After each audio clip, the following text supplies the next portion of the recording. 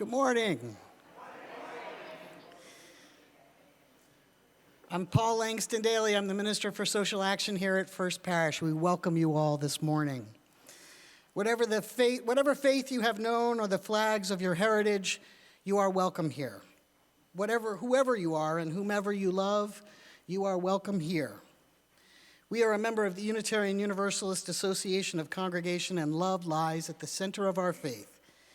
With humility and reverence, we acknowledge our place in the great web of life. And in this congregation, we believe in democracy and affirm that Black lives matter as we embrace our differences and commonalities with love, curiosity, and respect. We covenant to grow spiritually and ethically and transform as we adapt to a changing world. We are so pleased that you found your way here to be with us this morning. Whether you're on Zoom or in person, we're glad you're here. However you're joining us, we welcome you this morning. Just a quick, bring your attention to the announcement sheet. There's a couple things on there to pay attention to.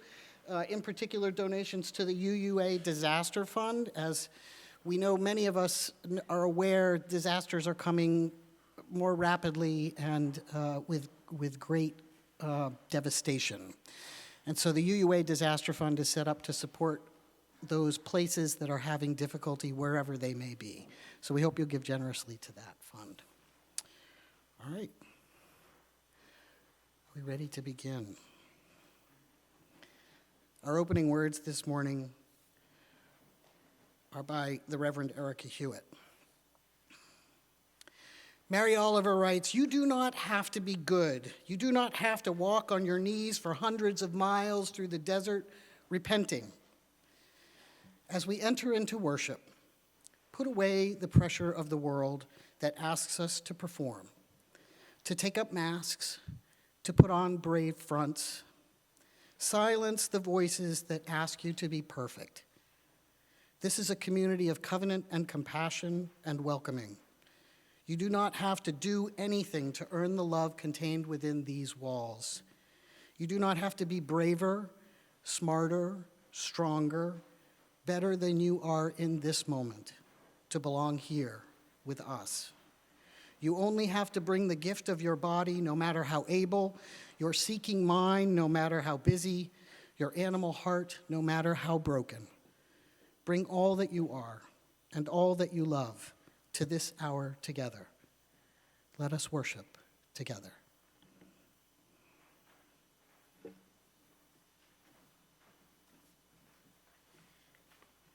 And I invite you to join me in the chalice lighting, which is not the response in your order of service, but the response on the screen. For the stories that long to be told and retold, for the stories that long to be imagined and reimagined, for the stories that long to be envisioned and celebrated, we kindle this chalice. We exclaim different light, different truths, different paths, and different voices, all needed to cultivate a transformative story of justice, love, and beauty. And I invite you to rise in body and spirit for our first hymn, Gathered Here.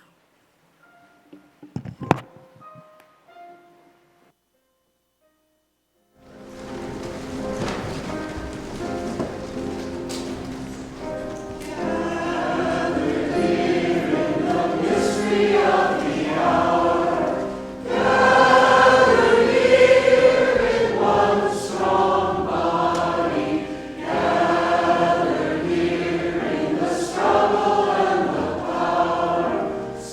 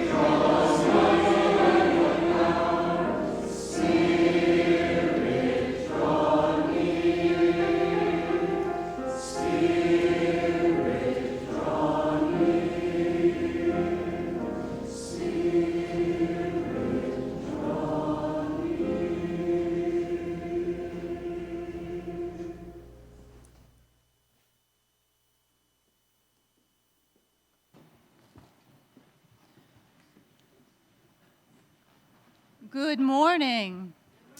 For those of you who were here last Sunday, you know that we are reintroducing our tradition of having children come forward for the time of all ages. And so if you would like to do so at this time, the front pew is free for you. There's also some space down here. You're fine where you are. And of course, you're always welcome to stay where you are. And caregivers, if your children want you with them, you're welcome to come up. I see you coming, Allison. Come on up.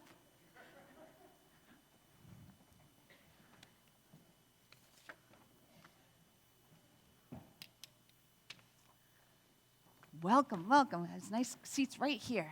Have a seat. Thank you for joining me. It's nice to see you. So this morning, Paul asked me to share a story, and it's called Pug Dog by Andrea Uren. Have any of you heard of it before, or have you met a pug dog before? Have any of you met a pug dog before? Oh, I see some nods. Great.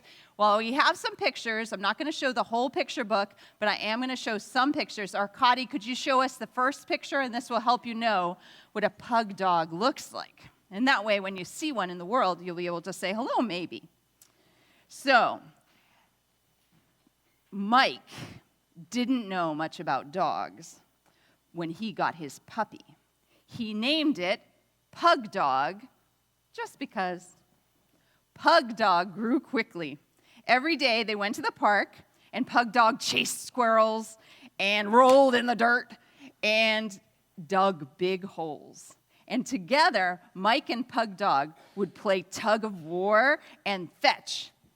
And every night after dinner, Mike gave Pug Dog a fresh knuckle bone to gnaw on. And then he would scratch Pug Dog's big belly and say, "Good boy." And Pug Dog couldn't have been happier. Next slide, please. One day at the park, Pug Dog injured a paw, and Mike rushed his friend to the vet. And Pug Dog didn't whimper once as the vet removed a very long splinter. "He's such a good boy," Mike said proudly. "He?" said the vet. "She. Pug Dog is she." "Doggone," Mike exclaimed. "Pug Dog's a girl? I've been treating her like a boy since day one. She must be miserable." So that evening, Pug Dog rolled onto her back and exposed her big belly. And Mike sighed, "Oh, no, Pug Dog, that's not ladylike behavior. And no more knuckle bones. You need to watch your figure. You have a lot to learn, and your lessons might as well start now." The next morning, Pug Dog had another disappointment. Mike took her to the doggy salon. The stylist gave Pug Dog a bubble bath, painted her claws, and put cream in her wrinkles. "Now for a real treat," the stylist exclaimed. "Oh, a knuckle bone," cheered Pug Dog inside her head. "An outfit. Let's put it on." Next slide, please. They went to the park next. And at the park, Pug Dog learned that ladies don't chase animals, not even small ones. They don't dig holes or roll on the ground. Fetching sticks and tug of war were positively out of the question. So Mike and Pug Dog went for a long walk. Wasn't much fun. Suddenly, Mike gasped, "Oh, Pug Dog, look, over there." There was a poodle with its head held high. "What a dog," he cried out. "She's so ladylike. She's perfect." To make Mike happy, Pug Dog tried acting like that poodle. She did her best, but she knew she never could compare. Next slide, please. Days passed. One morning, when Mike called, "Time for our walk," Pug Dog didn't lift her head or wag her tail, not even a twitch. "Come on, girl," Mike said. Pug Dog was too sad. "Uh-oh, my little girl's sick." In no time, Pug Dog was being rushed to the vet's office. When Pug Dog realized where they were going, she leapt out of Mike's arms and ran all the way to the park. At the park, Pug Dog did what Pug Dog liked best. She chased squirrels, she rolled in the mud, she dug holes, and she barked happily. Next slide, please. At the end of the day, Pug Dog ran straight to Mike. Pug Dog, I thought I lost you. It was a happy reunion. His friend was a big, slobbery mess. But Mike could see that she was happier than she'd been in ages.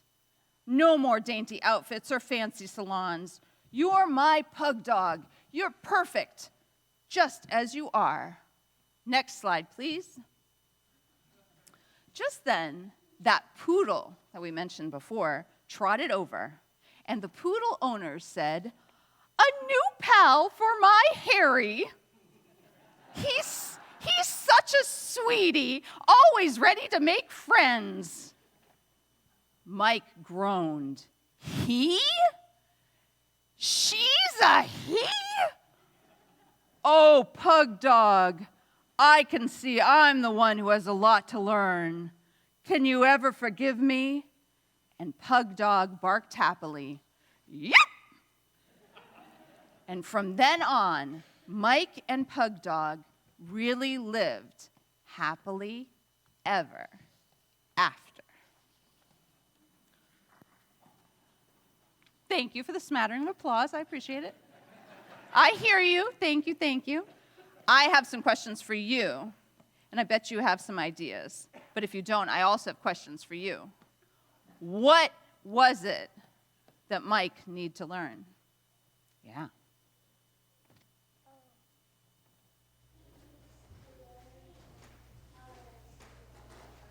He needs to learn how to tell dogs apart what their different sexes are. Yep, that would be good. He obviously did not take owl. Yep.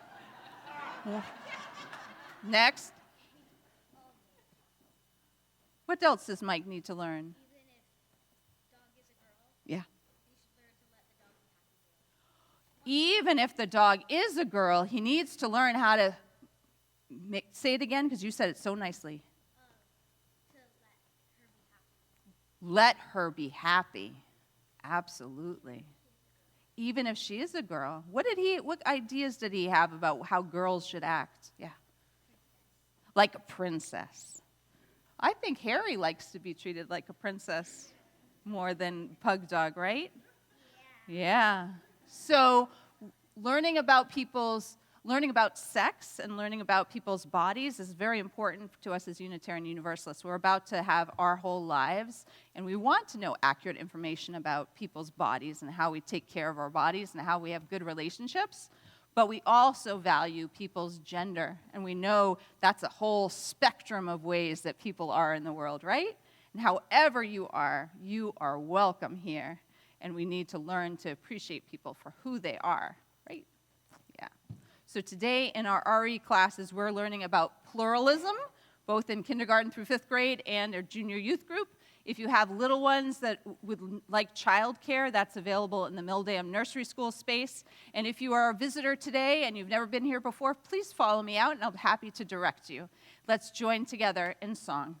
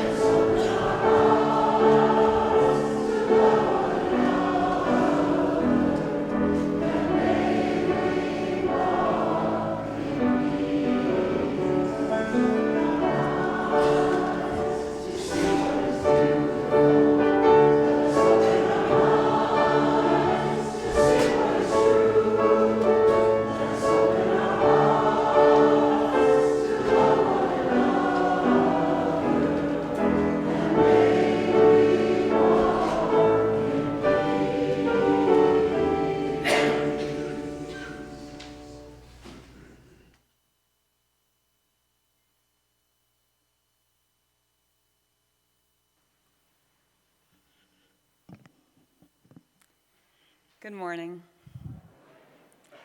My name is Elizabeth Ide. My pronouns are she, her, and I am your acting minister for congregational care.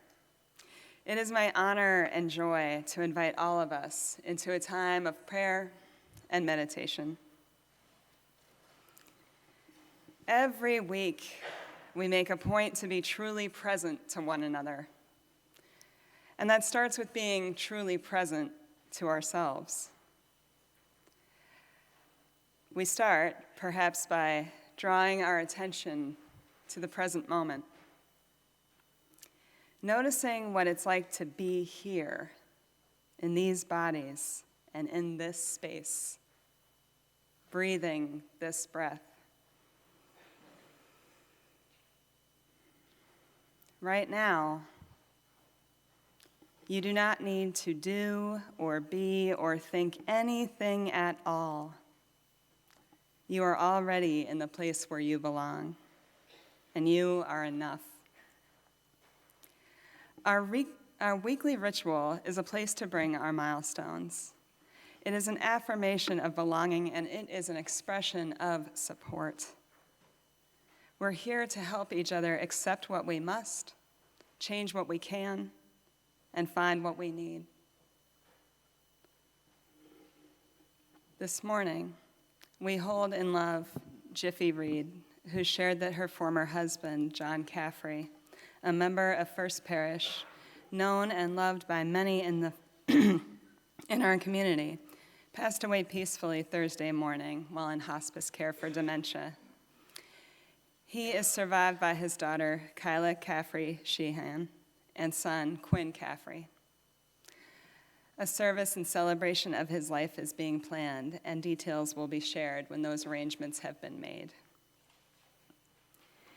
Jim Sherblum's spinal surgery went well. He's returning home this weekend and would welcome hugs, kisses, and affectionate wishes. Eden, Heloise, and Henry Evans would like to share that their father and grandfather, Tom Evans, died peacefully on Thursday night after a protracted illness, with his wife at his side. He was 85 years old and valued for his role as a provider for his family and community for his entire adult life. Eden and Heloise will be traveling to be with family in Oxford, North Carolina, for services on February 1st. They would welcome emails and texts from their friends at First Parish.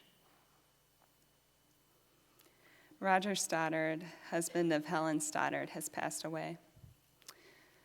Both Roger and Helen were living at Newberry Court. A memorial celebration will be held at Newberry Court on February 8th.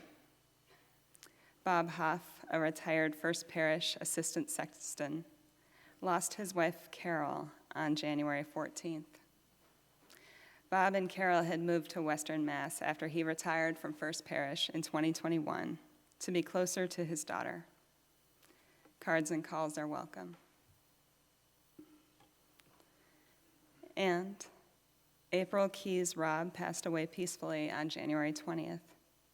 April and her husband, David Carter, longtime residents of Concord, have friends among the First Parish community. Let us hold them and all of the families who are honoring memory this week in love. May the circle of support embrace all who are part of our gathering, joining us as visitors, sharing our online space, and all that we all hold in our hearts. Blessed be our hopes, our hurts, and our memories.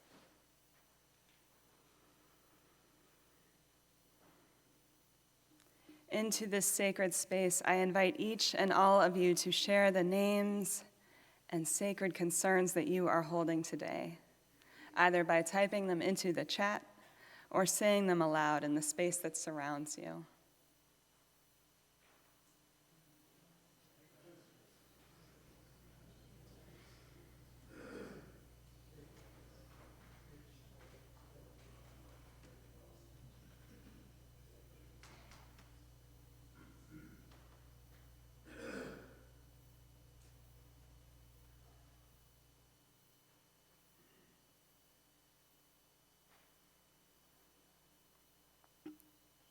We acknowledge and hold in care all of the intentions and prayers among us, spoken and unspoken. We send love and kindness to all those who have yet to find a place to call their spiritual home. May they find love, belonging, and peace.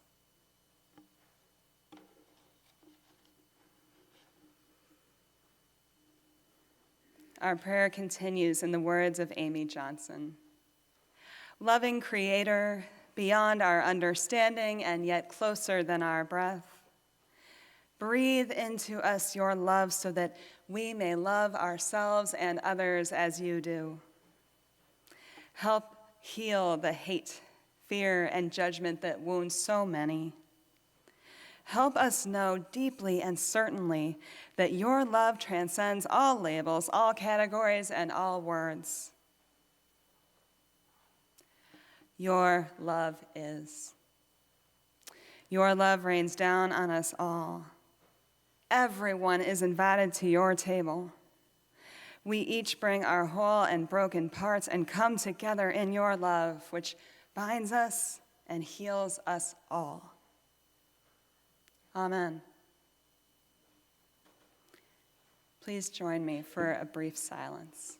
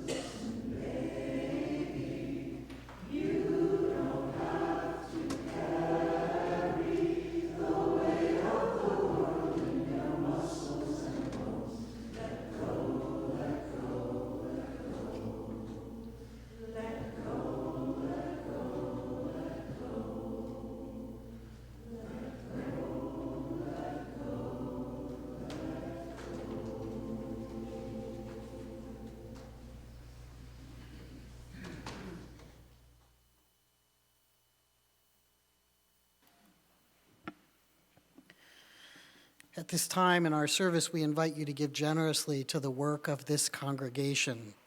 We share our plate this month with the Massachusetts Afghan Alliance, a model for how to support arriving and settling Afghan families.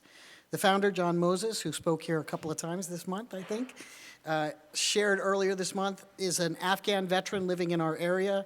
And for 2.5 years, the coalition of First Parish and our Immigration Justice Task Force members and others have been supporting an Afghan family in Lowell.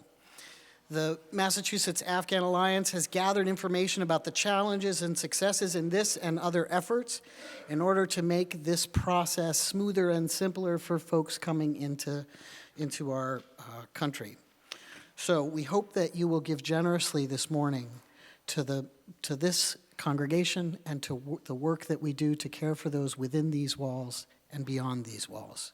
We thank you for your generous contributions this morning.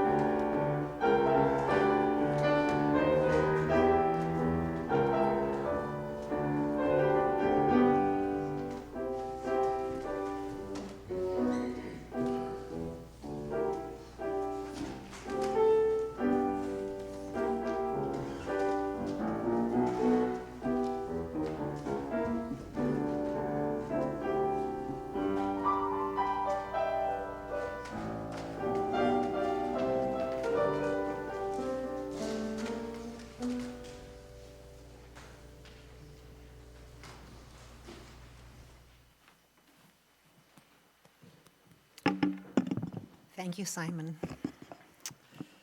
Our reading this morning is from the book Transgender Warriors, written by Leslie Feinberg. Leslie Feinberg was an American butch lesbian, transgender activist, communist, and author. She died in 2014 of complications related to Lyme disease.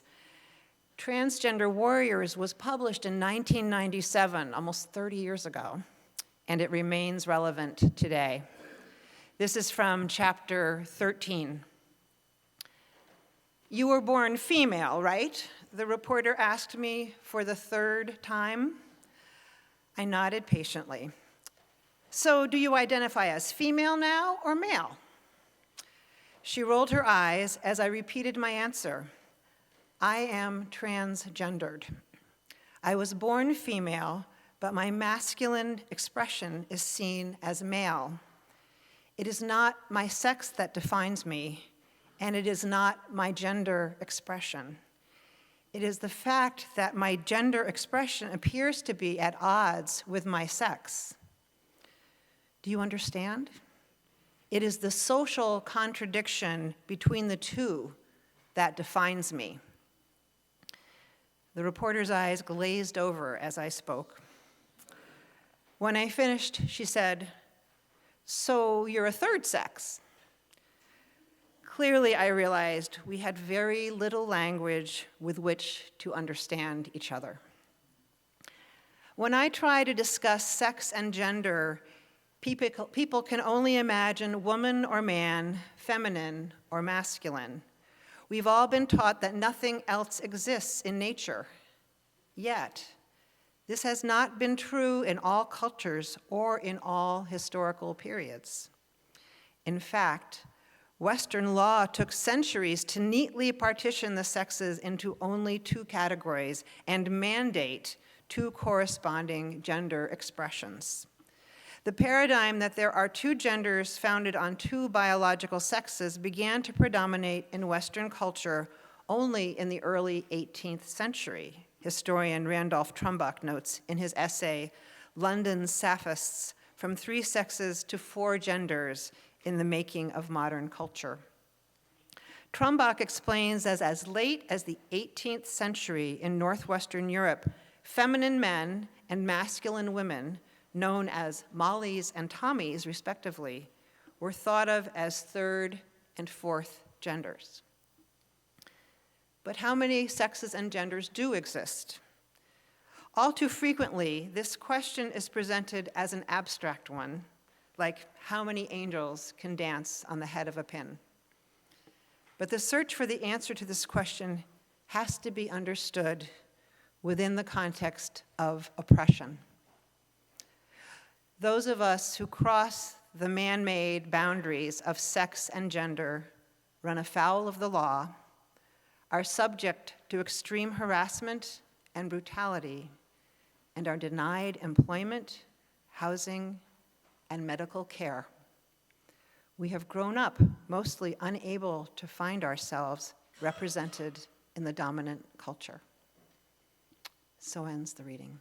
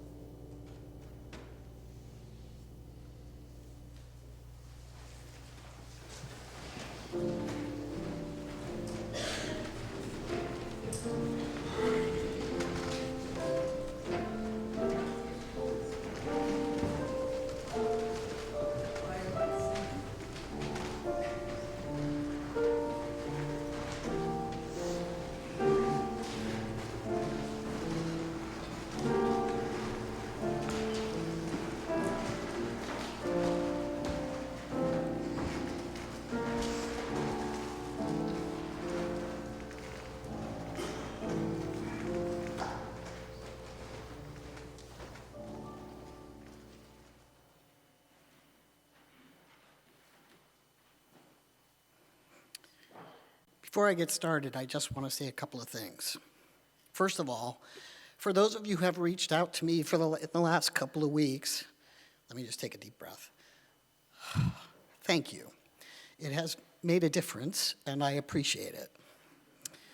Secondly, I am not going to talk about the hateful rhetoric and violent policies coming from the new administration. It's too raw for me. There are too many who are being impacted. It's just too much, and it's intended to be. So, I ask that if you are able, please do pay attention. Wherever you can, narrow your focus. Choose one thing. Don't get distracted by the millions of things that are going on. Trust that people are working on all the things, because they are. So pick one and stay focused. Thank you. And if you're looking for a place to share your outrage and to channel it into action, please see me or someone from our social action teams who can help you do that. Okay, that said, how many of you have ever felt out of place? Belonging is important.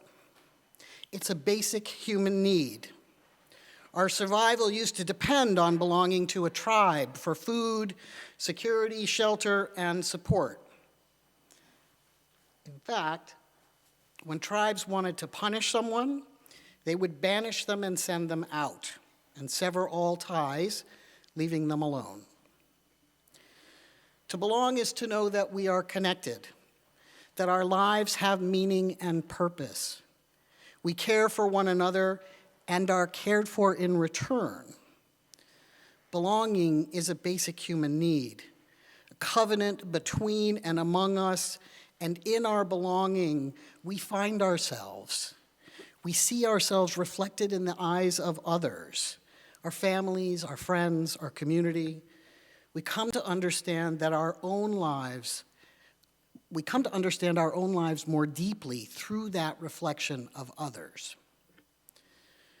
To feel that we don't belong, that we're somehow different, that we're somehow a misfit, is to feel a sense of isolation and suffocation, to feel unrecognized, ignored, or rejected is painful, and to feel targeted, scapegoated, and blamed is to feel extremely vulnerable and fearful. Many of us were born in a time when it was shameful and a secret to be queer. Many of you were born in a time when abortion was illegal and saw the horrifying results. Many of you were born before the Civil Rights Bill was passed and saw the devastation to communities of color. Some of your grandparents or parents may have served in World War II. We know what happens when we try to force people to conform. Through violence and intimidation, it doesn't work. People are still queer. People still need access to safe abortions. People are still Black and Jewish and disabled and all the things. And no matter how hard we try, we cannot force people to be something they are not. When we do, people usually end up dying. I was born female-bodied. I was born and raised a girl. Well, a tomboy, really. When I was in third grade, I remember a time asking my favorite and most trusted teacher, my gym teacher, to call me Paul. She laughed, a nervous laugh that was clearly not a joyful, celebratory laugh. She dismissed me, and it was clear to me that this was somehow bad or wrong. And so I stuffed my feelings for years after that, and I found ways to fit in, so I could be like my friends, so I could be accepted. And eventually I found others like me, misfit groups of people who couldn't or wouldn't conform, like the theater club. And we built a community together. In 7th grade, things got bad because my friends, many of them girls, turned their attention to boys. And I was interested in boys too, but not in the same way. I wanted to be like them, not to kiss them. I grew up here in Stowe, not far from here, and I really didn't even know that being gay was an option in the 1970s. Like, it just wasn't really in my frame of reference. I do remember hearing, Anita Bryant on the television and my parents, or at least my mother, sort of raging against her, but I didn't really get it. I knew that I was different. And like my experience in 3rd grade, I knew that I had to hide that part of myself if I was going to fit in. In college, I found a new community, new friends, and I came out as a lesbian. And I felt like maybe this is it, right? Because my attraction to women was present, and that seemed okay, and, here was a place where there was a label that kind of fit that. And I was never really one of those people who felt completely wrong in my body. Sometimes trans people talk about that sort of complete disconnection with their physical body. But I didn't have that as much as I had this sort of jarring sensation every time somebody called me ma'am or corrected themselves to call me ma'am. My response to that was to just try to shut it out and to pretend it didn't happen.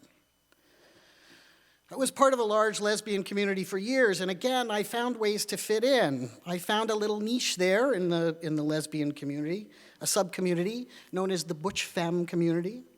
I typically wore clothing that were assigned to men. I wore my hair short. My appearance and mannerisms were labeled masculine, and most of my friends were like me. We dated femme women who fit the category of all the things you think about when you think about feminine. I felt more comfortable with this masculine identity, but I still felt like there was something off, something out of focus. And after college, I married, and my wife and I had a child together. She's the birth mom. And the smaller community that we had built, this sort of butch femme kind of group, there were about 8 of us, like most groups, began to shift and in time broke apart. And in 1997, I was ordained, and I began my ministry in Unitarian Universalist congregations. And again, I found ways to fit in, places of belonging where things were mostly okay, and I could kind of be who I am. In 2004, when my marriage ended, I realized that I needed something more.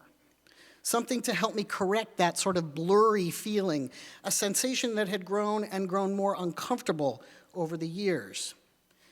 Something had to change in order for me to bring myself into focus, for people to see me the way that I understood myself, to live authentically and honestly in my own skin,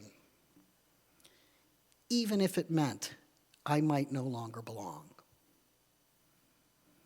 To consider transition is complicated. In some ways, it was a rebirth, one in which the person who transitions get to decide how much they bring along into their new understanding of themselves. And the first year of my transition was, as it is for many, a dark night of the soul. I was asked to resign my position at the congregation that I served in California. I left the state. I left my friends, I left my son, and the larger lesbian community that had been so much a part of my life was suddenly no longer available to me.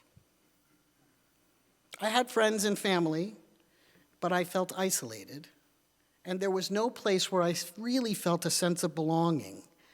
And I wandered in the desert for a year before I began to understand and come into myself and becoming the person that I am still coming to be.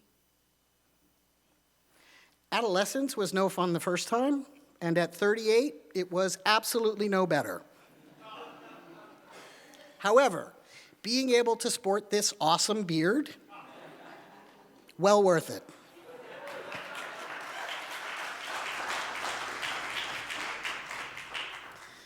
And since I started my transition in 2004, I've come to see the world from a new perspective. And I have to admit that I didn't expect the change to be quite so dramatic. I had always seen myself as one of the guys. So, or at least what I thought it meant to be one of the guys, so I didn't think it was going to be that big a deal. I have been surprised over and over again how hard it is. I have been surprised over and over again how much sexism plays a role in our society. And I can tell you with complete and utter confidence and assurance that it does, because I have seen it and I have experienced it. And that's another sermon. I am someone who passes. If you saw me on the street, you would assume I was a guy. And I'm rarely identified as trans by other people. And I found in my transition that my life has come into focus in ways that I didn't anticipate or expect. And I continue to change and evolve as I learn and experience more about what it means to be seen and to see. This path suits me, and I still learn new things about myself and others that help me grow and change. And the term transgender is a big, huge umbrella term.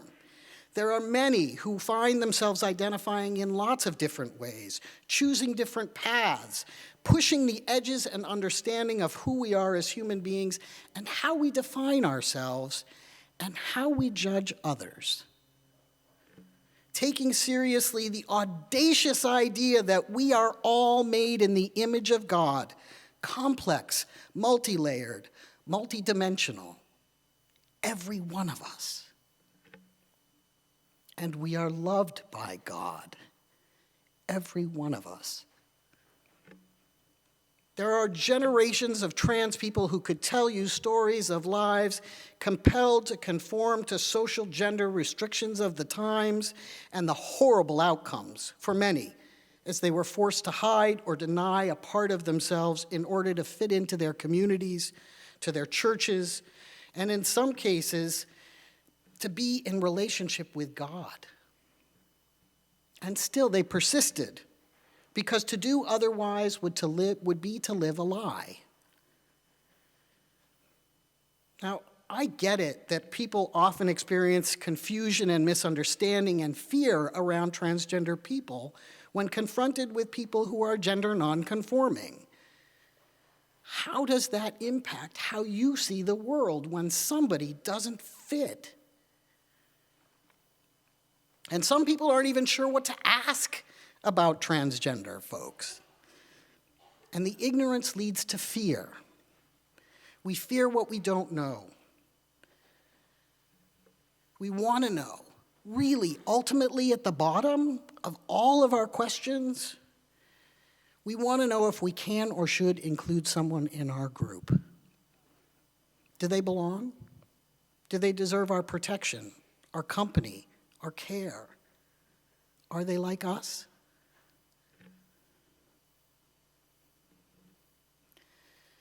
Transgender and gender nonconforming people are facing tremendous discrimination, and in some places violence as a result of that fear. And if we are to believe that God loves us, if we are to believe that, it helps to have that love reflected in the eyes of those around us. And to be clear, the media portrayal of trans folks is often skewed for sales. Not all transgender people are sad, sorry cases worthy of pity. Many of us have done fairly well. Professors, authors, technical writers, police officers, ministers, executive directors, lawyers, doctors, and so much more. Those of us who have done well have done so precisely because we have experienced a high level of support, encouragement, and love from families of origin or families of choice, from mentors, teachers, lovers, friends, and strong community connections. For some, a lifeline has been the desire to walk humbly with God, praying to be loved for who we are without having to hide. And almost all of us have had at some point to worry about simply using a public restroom.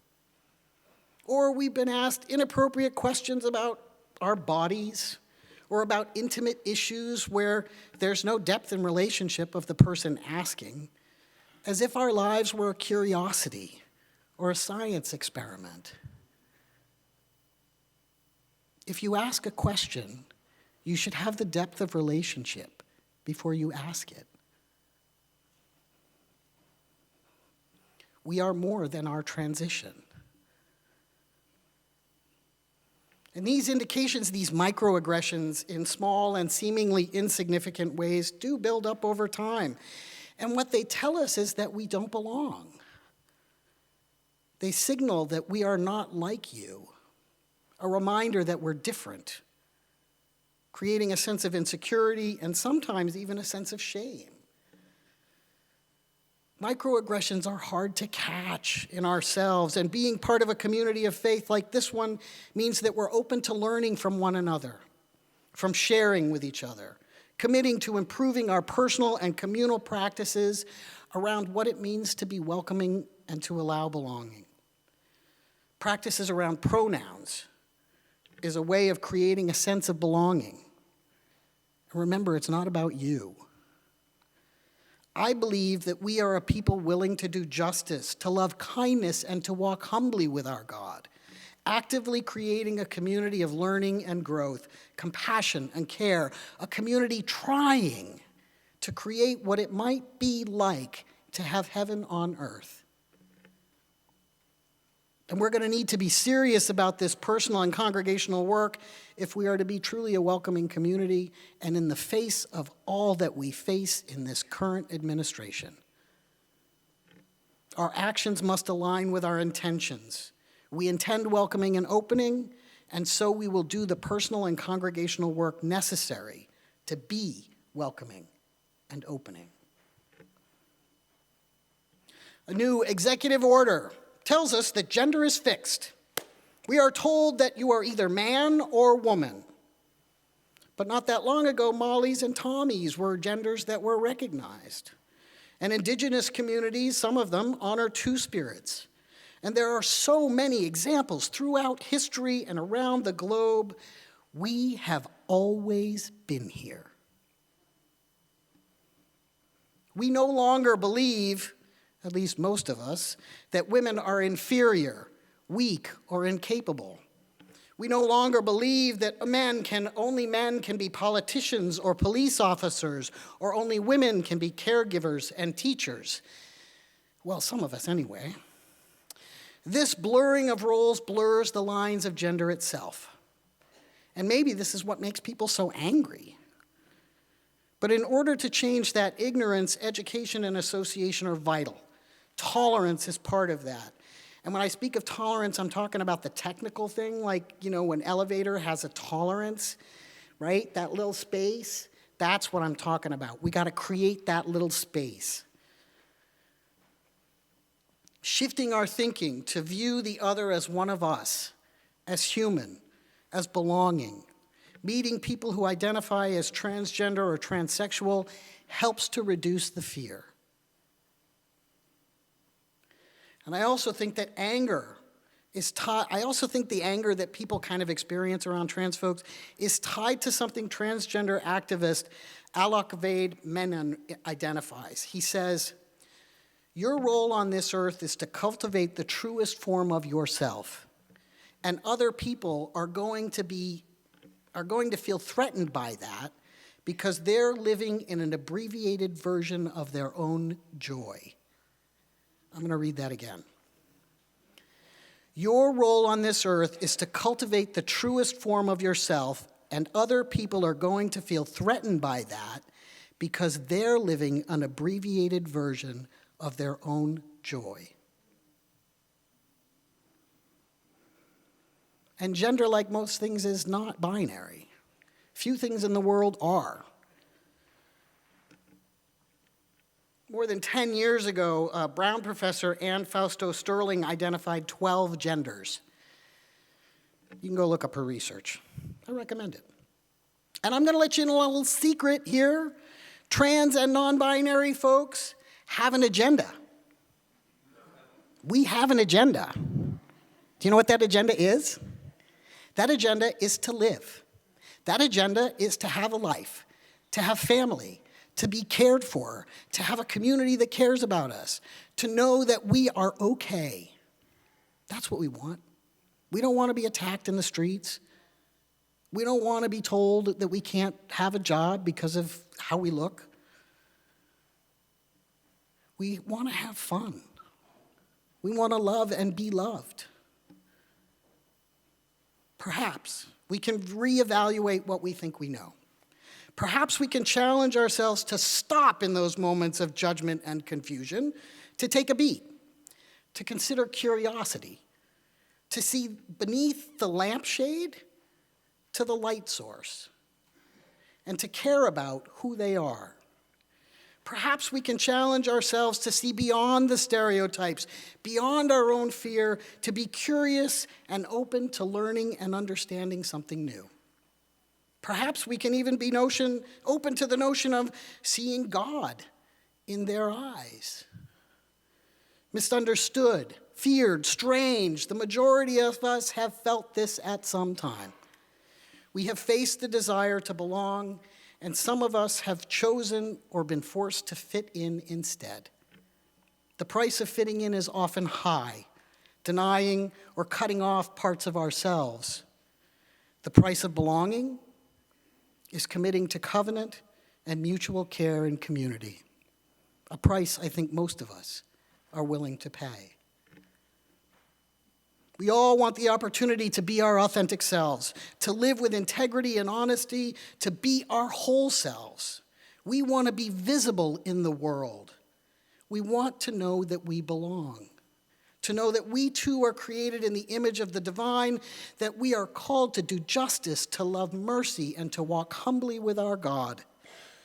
If we are committed to building the beloved community of heaven on earth together in covenant, then we must open our hearts and our minds to the image of the divine in all, to see God in each and all of us, to invite each and all of us to embrace a community and a covenant where love lies at the center.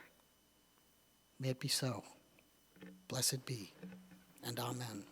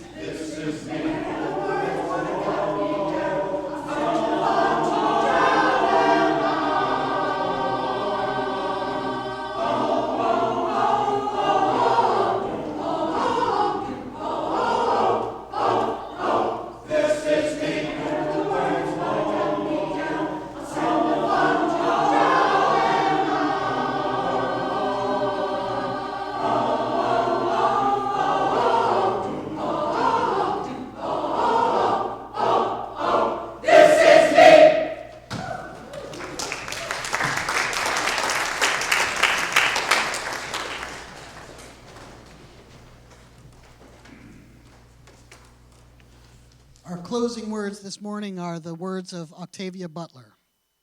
All that you touch, you change. All that you change, changes you. The only lasting truth is change. God is change.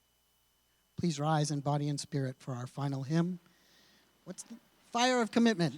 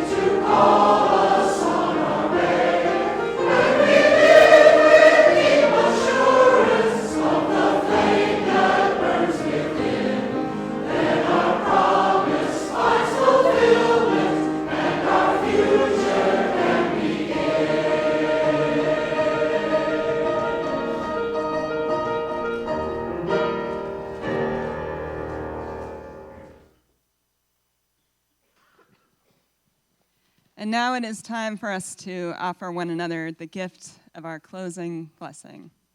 Please join me in our unison benediction.